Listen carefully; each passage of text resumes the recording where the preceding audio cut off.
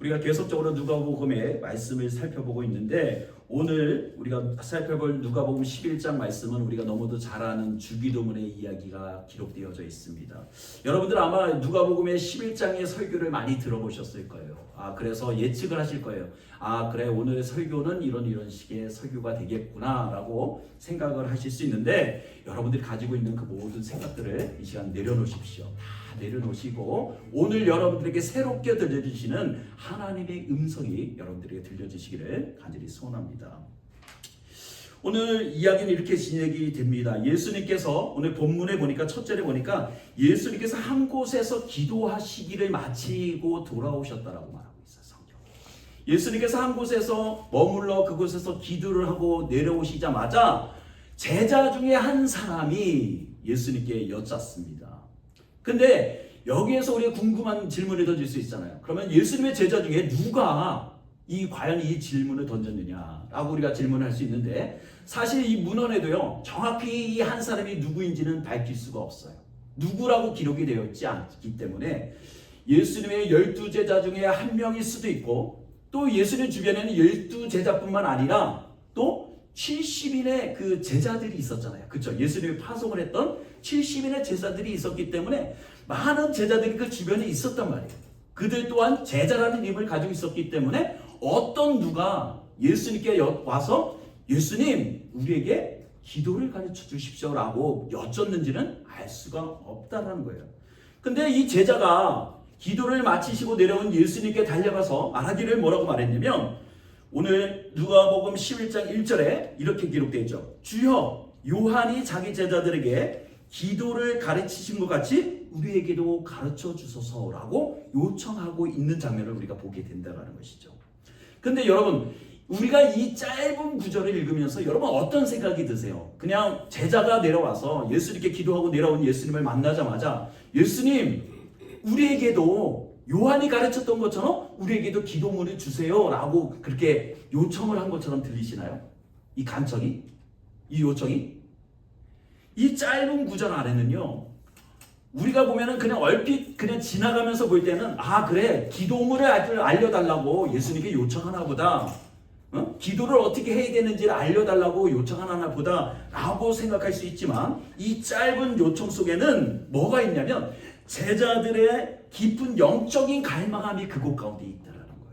여러분 그 구절을 읽으시면서 그것을 보셔야 돼요.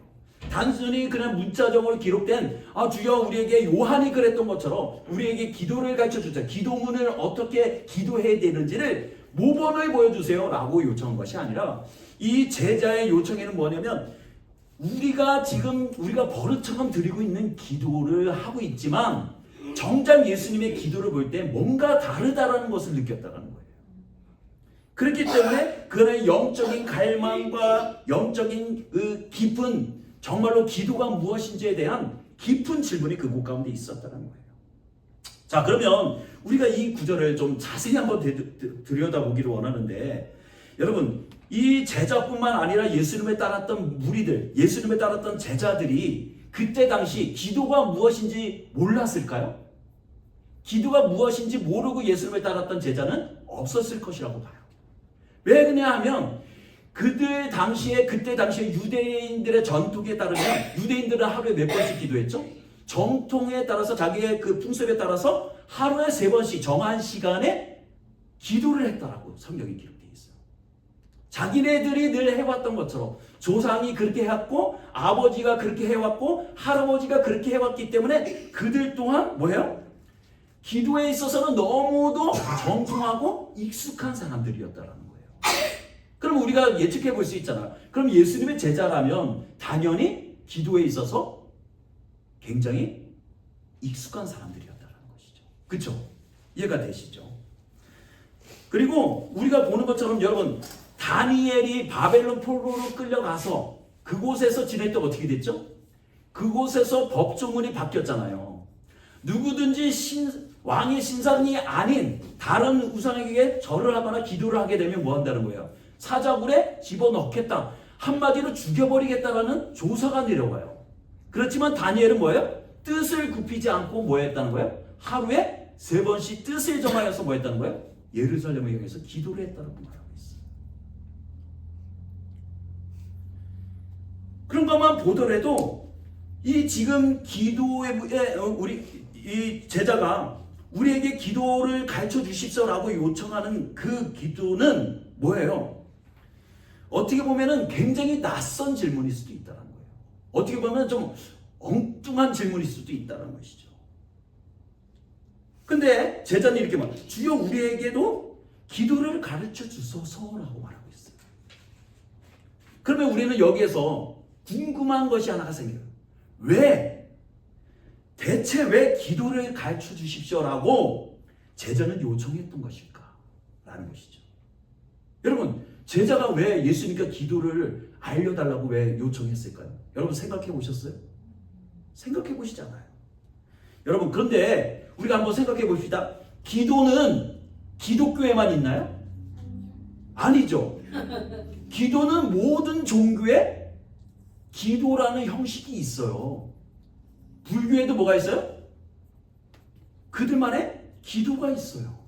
그렇죠? 이슬람에도 그들만의 기도가 있어요.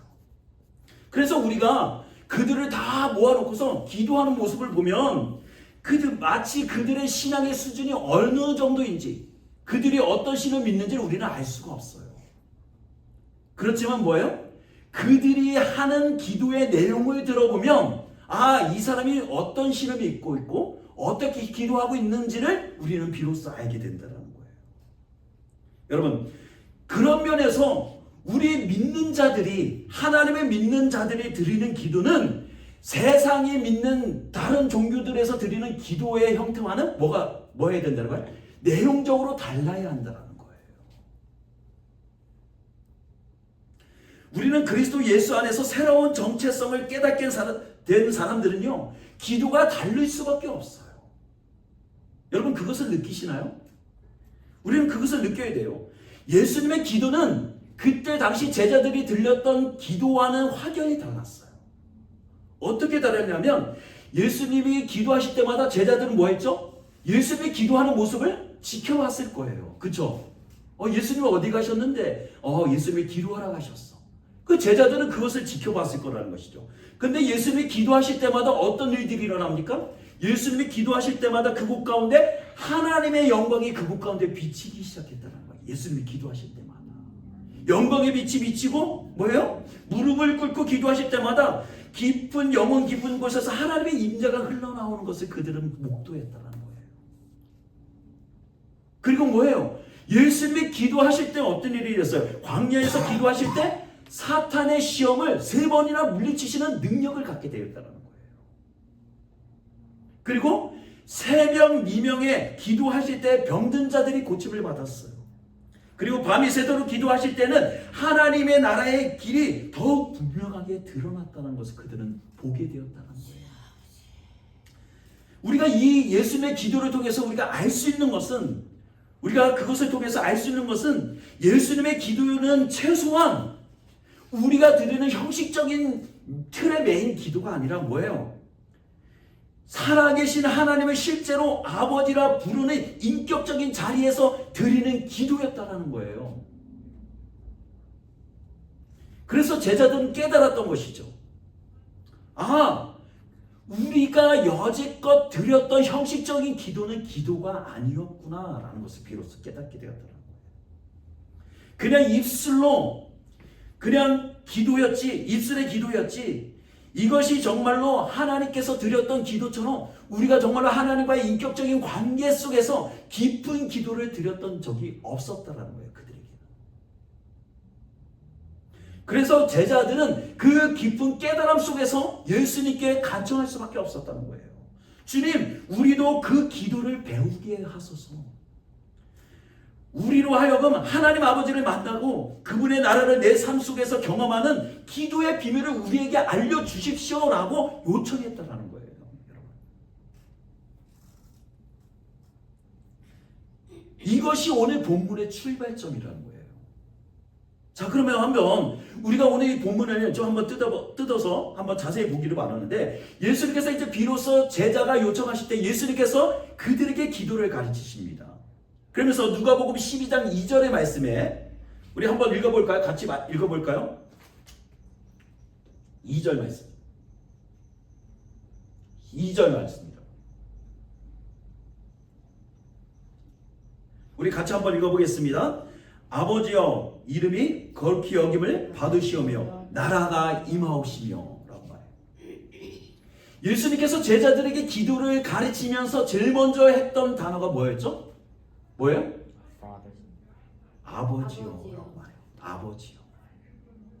여러분 지금 우리는 하늘에 계신 아버지를 우리 아버지라고 고백하는 것은 이상하지가 않아요. 믿는 자들이 이 땅에서는. 근데 그때 유대인들에게 있어서 아버지요, father라는 단어는 굉장히 파격적인 단어였어요. 왜 그랬냐면 그들은 하나님을 아버지라고 부르는 조차도 뭐예요? 불경건하게 여겼기 때문이에요.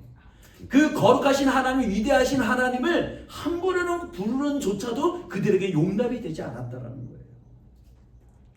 그래서 그 하나님이라는 이름, 그 이름을 부를 때에는 그들에게 있어서 너무도 그것이 뭐였냐면 너무도 부담이 되고 커다란 이름이었기 때문에 함부로 그 이름을 부르지 않았다는 것이죠. 그렇기 때문에 그들은 기도할 때 이렇게 기도해요. 전능하신 주여, 만군의 여호와여, 아버지라고 부르는 일이 거의 없었다는 것이죠. 근데 예수님은 제자들에게 말해요. 아버지요 라고 말해요. 아버지요. 여러분 우리는 손쉽게 이제 하늘에 계신 분을 우리 아버지라고 부를 수가 있어요. 여기에는 엄청난 복음의 비밀이 있다는 거예요. 여러분 아무나 하늘에 계신 그 분을 아버지라고 부르지 못합니다. 그냥 하늘에 계신 신이나 그쵸? 하느님 정도로만 이해를 한다는 것이죠. 근데 우리는 정말 그 이름을 믿고 우리가 정말 구원을 얻은 자로서의 우리는 그분을 뭐라고 불러요? 하늘에 계신 우리 아버지여라고 부른단 말이에요. 예수님을 하나님을 아버지라고 부름으로써 이래서 뭐예요? 나와 하나님과 예수님은 뭐다? 본체 한 분이시다라는 것을 말씀해 주고 계신 거예요. 하나님과 나는 인격적으로 한 분이다라는 것을 말씀하고 계십니다. 이것은요 기독론적으로 굉장히 중요한 의미를 가지고 있어요. 근데 더 놀라운 것은 뭔지 아세요?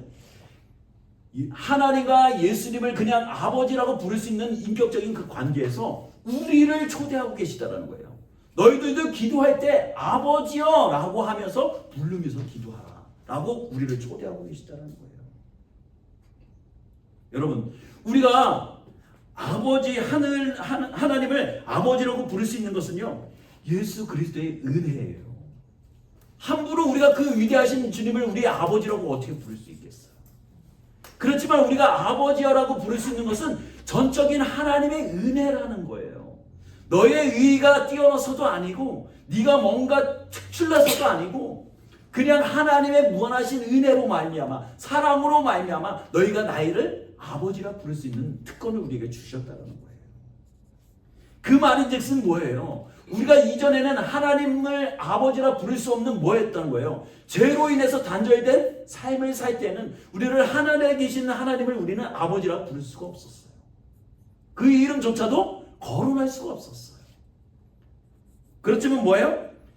십자가의 은혜로 말미암아 비로소 우리는 뭐예요? 하나님의 이름 아버지여라고 우리는 비로소 고백할 수 있게 되었다는 것이죠. 여러분 그것이 바로 기도의 시작이라는 거예요. 기도의 시작. 여러분 우리가 하나님이라는 존재를 생각할 때 신이라는 존재를 생각할 때 우리는 그분이 가까운 곳에 계신 분으로 인식합니까? 아니면 먼 곳에 계시는 분으로 인식합니까? 우리는 대부분은 어떻게 해요? 하늘에 계시는 분이니까 멀리 저 높이 우리 인간이 도달할 수 없는 공간에 존재하시는 분이라고 우리는 착각할 때가 있어요. 그런데 하늘에 계신 우리 아버지는요 더 이상 멀리 계시거나 두려움의 존재가 아니시라는 거예요. 우리의 삶을 품어주시는 아버지시라는 것이죠. 우리의 눈물과 기쁨을 모두 아시는 친밀한 주님이시라는 것입니다. 그러니 여러분 기도는 단순히 원하는 것을 말하는 시간이 아니에요. 기도는요 관계의 자리예요. 관계의 자리. 아버지와 자녀 사이에 교제의 자리라는 거예요. 예수님은 제자들에게 이렇게 말씀하십니다. 우리에게 초청하고 계신 것이죠. 이 관계 안으로 들어오너라. 내가 너와 함께 하나님 아버지를 우리가 같이 경험하자라고 우리를 초대하고 계시다는 거예요. 이어서 예수님께서 이렇게 말씀하시죠. 이름이 거룩히 여김을 받으시오며 라고 말해요. 이름이 거룩히 여김을 받으시오며, 이것은요, 여기서 이름이라는 이 호칭은 단순히 어떤 인격적인 존재를 지칭하는 호칭이 아니에요.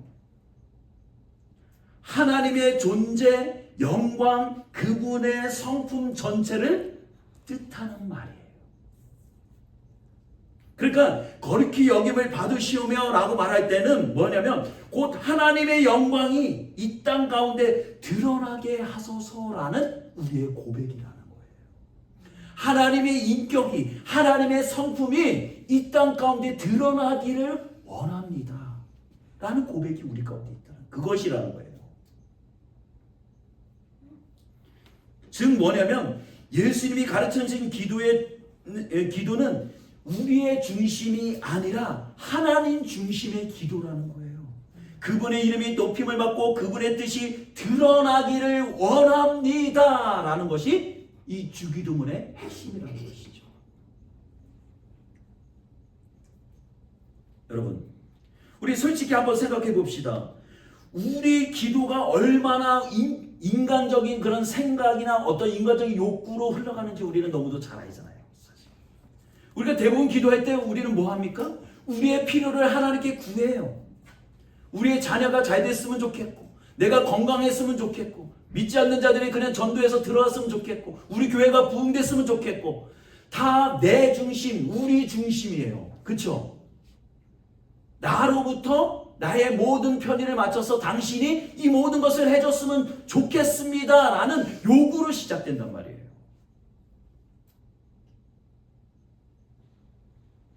여러분, 거기에 함정이 있다는 거예요. 하지만 주님께서는 말씀하고 계시죠. 기도의 시작은 하나님의 이름이 거룩히 여김을 받는 것이어야 한다라고, 내 중심에서 하나님의 중심으로 초점을 바뀔 때 비로소 참된 기도가 시작된다라고 우리에게 말씀하고 계신 거예요. 이어서 예수님께서 말씀하십니다. 나라가 임하옵시며. 여러분, 나라가 임한다라는 것이 뭘까요? 나라가 임한다는 것이 무엇일까요? 그냥 하나님의 천국이 이곳 가운데 실현되어지는 것을 말하는 걸까요? 여러분, 하나님의 나라는 단순히 천국만을 의미하지 않습니다. 여러분, 어떤 특정 장소만을 의미하는 것이 아니에요. 하나님의 통치가 이루어지는 그 현장, 우리의 삶, 우리의 가정, 우리의 교회, 우리의 일터 속에서 하나님의 질서, 하나님의 나라의 질서가 세워지는 것, 그것이 하나님의 나라가 그곳 가운데 임하는 거예요. 불의한 것들이 정의로서 바로 세워지는 것, 올바르지 않은 것들이 올바른 진실로 인해서 세워지는 것, 그것이 하나님의 나라가 그곳 가운데 임하는 거예요. 기도는 내 뜻을 관철시키는 시간이 아니에요. 기도는 하나님의 나라를 현실 속으로 불러오는 시간입니다. 그래서 진정한 기도자는 이렇게 고백하죠. 주님의 나라가 여기에 임하게 하옵소서라고 구해한다는 거예요. 그러면 세상 사람들은 말하겠죠. 너희들은 기도했다에조차도 세상에서 도피하기를 원하는 거냐? 그렇게 말할 수 있어요. 여러분, 기도는 현실 도피가 아니에요. 기도는 하나님의 나라를 현실 속으로 끌어들이는 능동적인 순종을 의미하는 거예요.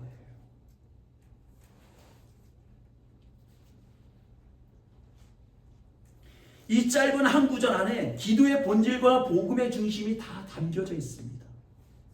기도는 아버지라는 관계에서 시작되고 이름이 거룩히 여김을 받으소서라는 고백 안에는 예배가 이어지고 있어요. 그리고 나라가 임하옵시며라는 선언은 삶의 현장으로 연결되어진다는 것이. 이것이 바로 하나님 나라의 백성의 기도라는 것이죠. 십자가를 통해 하나님과 화목된 자의 삶의 자세라는 것입니다. 여러분, 다시 말씀드립니다. 기도는 우리를 위한 것이 아니에요. 하나님의 뜻을 이 땅 가운데 세우는 복음의 통로이라는 것이죠. 그럴 때 우리의 기도는 단순한 소원이 아니라 하나님의 나라의 역사를 만들어가는 거룩한 사역이 되어진다는 거예요. 그렇기 때문에 예수님은 제자들에게 너희가 어떻게 기도할 것인가 라는 것을 가르친 것이 아니라 뭐예요? 무엇을 향해서 기도할 것인가 라는 것을 가르치고 계시다. 예수님께서 이제 이 기도를 가르치신 후에 한 가지 비유를 들어서 제자들에게 말씀하십니다. 누가복음 11장 5절에서 8절 말씀입니다. 또 이르시되 너희 중에 누가 덫이 있는데 밤중에 그에게 가서 말하기를 덫이여 떡 세 덩이를 내게 구워달라. 내 덫이 여행 중에 내게 왔으나 내가 먹을 것이 없느라 하며 그가 안에서 대답하여 이르되 나를 괴롭게 하지 말라. 문이 이미 닫혔고 아이들이 나와 함께 침실에 누웠으니 일어나 내게 줄 수 없느라 하겠느냐. 내가 너에게 말하노니 비록 벗됨으로 인하여서는 일어나서 주지 아니할지라도 그 간청함을 인하여 일어나 그 요구대로 주리라.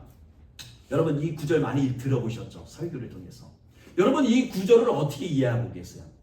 우리가 기도라는 것을 얘기를 할 때 이 구절이 나오는데 여러분 어떻게 알고 계세요? 대부분 한번 얘기해 보세요. 이 구절을 어떻게 이해하고 계세요? 우리가 끈질기게 간청하면 예수님께서 주신다, 그렇게 들어보셨죠? 그렇죠? 대부분 그렇게 이해를 하고 계세요. 근데 여러분, 오늘 이 이야기를 잘 들으셔야 돼요.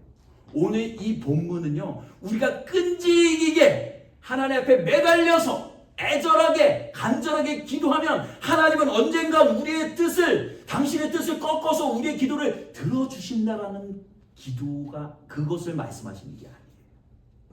잘 들어보세요. 여기에 나오는, 딱 한 번 나오는 간청이라는 단어는요, 이 간청이라는 단어 때문에 우리가 끊임없이, 우리가 끈질기게 기도해야 된다라고 우리가 설교를 하는데, 그것이 크게 오해가 되는 경우가 있다는 거예요. 여기에 쓰인 간청이라는 단어는요, 원래는 뭐냐면 아나데이아라는 그런 단어예요. 아나데이아라는 단어인데, 사실 이 아나데이아라는 이 단어는 교부 시대를 걸쳐서 중세 시대에 들어와서야 간청함, 끈질김이라는 단어로 쓰였지만 그전에는요, 이 단어가 그런 의미로 쓰이지가 않았어요. 그러니까 원래는 이 의미로 쓰이지 않았다는 거예요. 간청함, 끈질김이라는 단어로 쓰지 않았다는 거예요. 유대사가 요세푸스의 책 주시 원화, 유대 랍비의 문헌, 그리고 70인들의 번역을 보면 아데나이아라는 단어는 이런 뜻이에요. 수치를 피하기 위함, 부끄러움을 당하지 않기 위함, 체면을 잃지 않기 위함이라는 단어로 쓰였다는 거예요. 그러면은 전혀 다른 의미잖아요. 그렇죠? 간청함, 끈질김이라는 의미가 아니라 자기가 그것을 거부함으로 뭐 했다는 거예요? 수치를 당할 수 있으니 뭐 하다는 거예요? 당연히 들어줄 수밖에 없다라는 말의 의미가 되겠죠. 이해가 되시죠? 그래서 우리가 오늘 본문을 다시 한번, 그럼 이 비유를 다시 한번 살펴봅시다. 한 친구가 밤중에 다른 친구의 집을 방문하게 되었습니다. 그때 당시에 유대 문화라면 한밤중이든 한낮이든 친구가 그곳에 방문하게 되면요, 그 마을에는 뭐냐면 모든 사람들이 그 나그네 됨을 그 사람에게 후대하게 대접하는 것이 그때 당시의 문화였어요.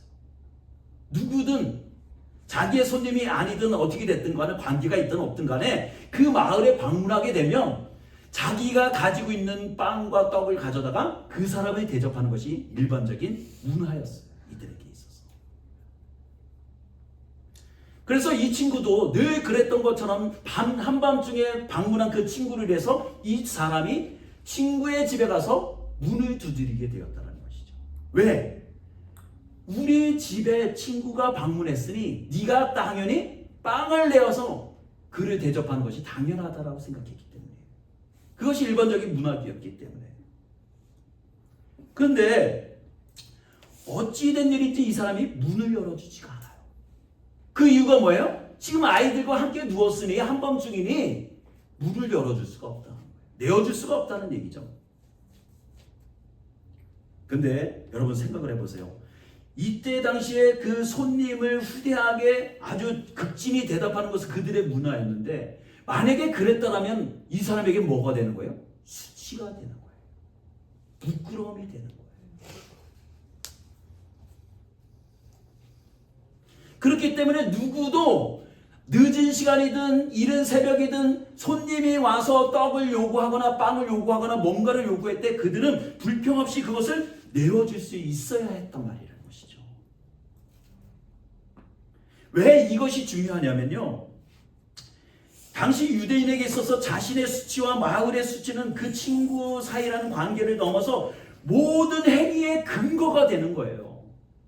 그러니 차라리 수치를 당할 바에는 그냥 내가 그냥 스스로 목숨을 끊는 것이 더 오히려 유익할 수밖에 없는 거예요. 이들에게 있어 수치를 당한다는 것은.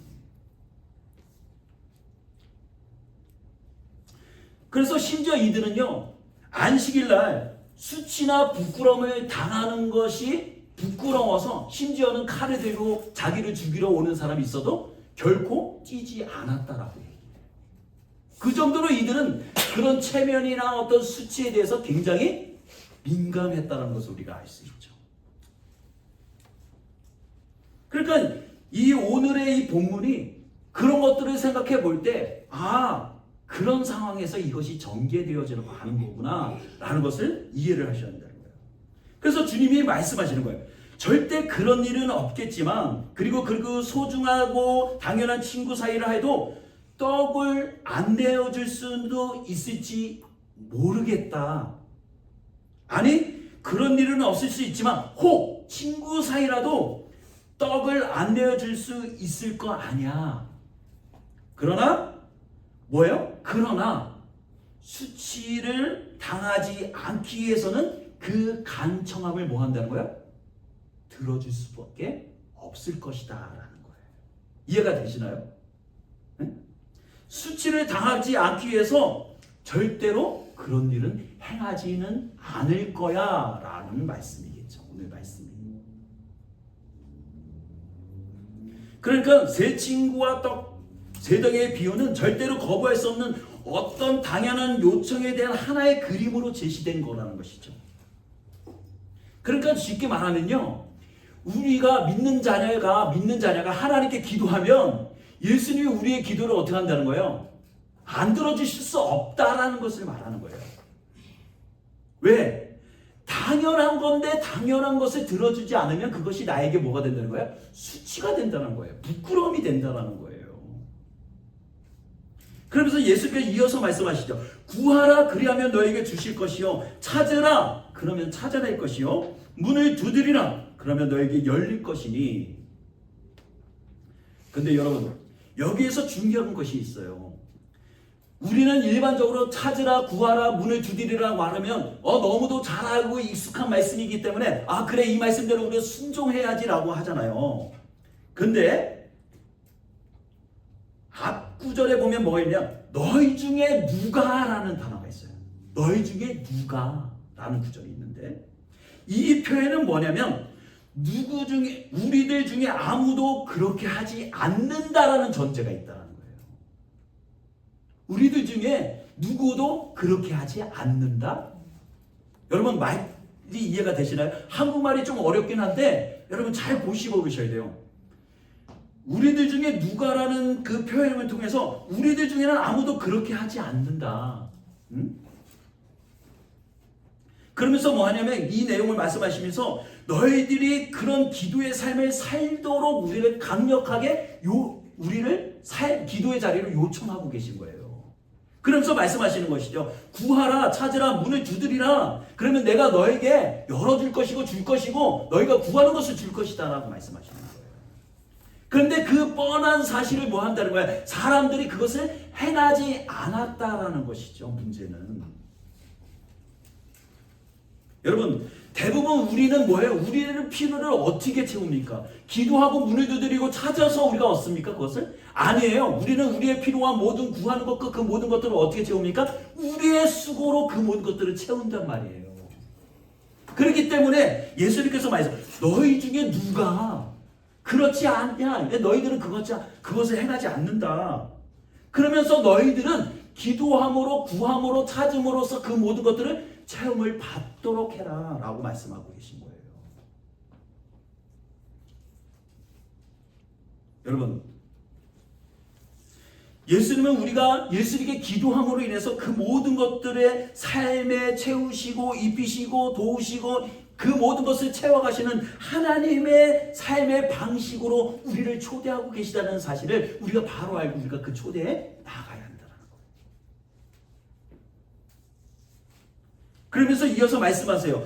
너희가 악할지라도 좋은 것을 자녀에게 줄 줄 알거든 하물며 너희 하늘 아버지께서 구하는 자에게 성령을 주시지 않겠느냐라고 말씀하세요.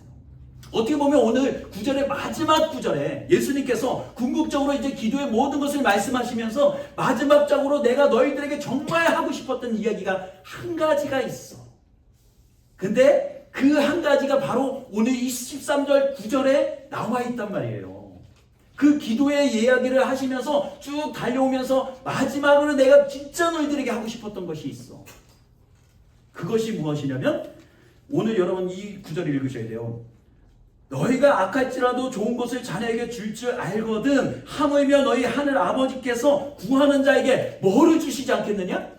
성령을 주시기 위해서 너희가 구해야 된다는 것을 말씀하고 계신 거예요. 여러분, 이 예수님이 단순히 기도의 어떤 주기도문을 알려주시고 어떤 간청하는 자의 그 기도를 예시를 들어서 얘기하신 것이 결론은 뭐래요? 성령을 우리에게 주시기 위해서 성령을 구하는 삶을 살도록 예수님께서 초대하고 계셨다는 거예요. 예수님이.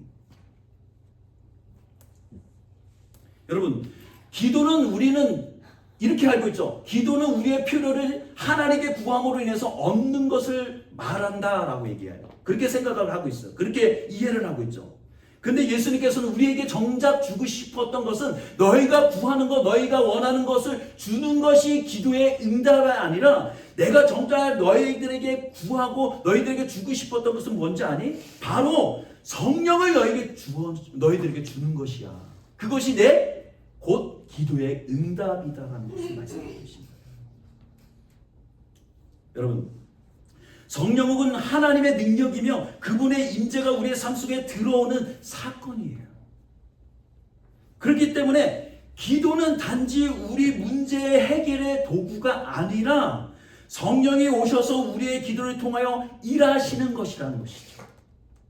하나님의 기도는 단순히 기도하는 자에게 단순히 떡을 주고 생명을 하나님의 기도는 기도하는 자에게 단순히 떡이 아니라 생명을 주시고 계시다는 거예요. 생명을 주시기를 원하신다는 거예요. 우리의 필요를 채우는 것으로 그치지 아니하고 우리 안에 자신의 영 성령을 우리 안에 부어주시기를 원하시고 계시다는 거예요. 여러분, 마무리합시다. 기도는요, 우리가 하나님께 무엇인가를 기도해서 얻는 것을 의미하는 것이 아니에요. 기술이 아니에요. 언어적인 유의가 아니에요. 기도는요, 하나님과 동행하는 생명의 자리예요. 하나님의 뜻이 내 삶의 중심에서 서는 영적인 전쟁의 시작이라는 거예요. 그래서 예수님은 제자들에게 기도의 언어보다는 기도의 방향을 가르치고 계셨다는 거예요. 우리 기도할 때 종종 만복의 그런 하나님 모습 해갖고 정말로 아름다운 인간의 언어로서 유의로서 정말로 하나님을 기도하며 이렇게 할 때가 있어요. 그렇지만 하나님이 정말 원하시는 기도는 무엇이냐면 그것이 아니라는 것이죠. 정작 진짜 기도의 방향, 누구를 향해서 기도하고 있느냐라는 것이에요. 중요한 것은. 기도는요, 내 뜻이 이루어지는 자리가 아니라 하나님의 뜻이 나를 통해서 이루어지는 자리입니다. 우리가 아버지여라고 부를 때 그 순간 하늘 문이 열리는 거예요. 십자가의 피로 단절이 이어지고 우리는 하나님의 자녀로서 그분의 품에 서게 되는 것입니다. 그리고 그 자리에서 우리는 고백합니다. 아버지여, 당신의 이름이 이 땅에서 거룩히 여김을 받으시오며 당신의 나라가 내 가정에서 내 일터에서 이 도시에 임하옵소서. 이렇게 기도해야 한다는 거예요. 여러분, 이 기도는 단순히 입술의 소리가 아닙니다. 하나님의 나라가 현실로 불러오는 외침이라는 거예요. 그래서 우리가 기도할 때 무너진 영혼이 살아나고 메마른 땅에 하늘 생수가 흐르고 깨어진 가정과 교회 위에 하나님의 질서가 세워지는 거예요. 그렇기 때문에 믿는 자의 기도가 엄청난 능력을 가질 수밖에 없는 거예요.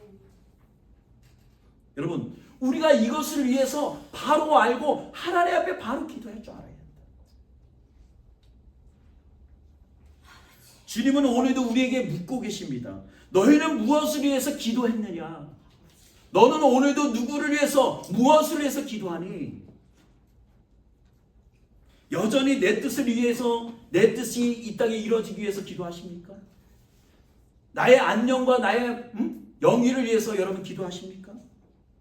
이제 우리의 방향을 바꾸셔야 돼요. 우리의 기도의 방향을 바꾸셔야 돼요. 우리의 시작을 하나님께 돌려드려야 된다는 거예요. 그분의 이름이 거룩히 힘을 받고 그분의 나라가 임하도록, 그분의 뜻이 나를 통하여 일어나도록 우리는 기도해야 한다는 거예요. 그때 우리의 기도는 단순한 탄원이 아니라 하나님의 나라의 역사를 움직이는 능력이 될 것입니다. 십자가로 시작된 이 관계, 이 복음의 자리에서 드리는 기도는 결코 헛되지 아니할 것입니다. 아멘. 기도하도록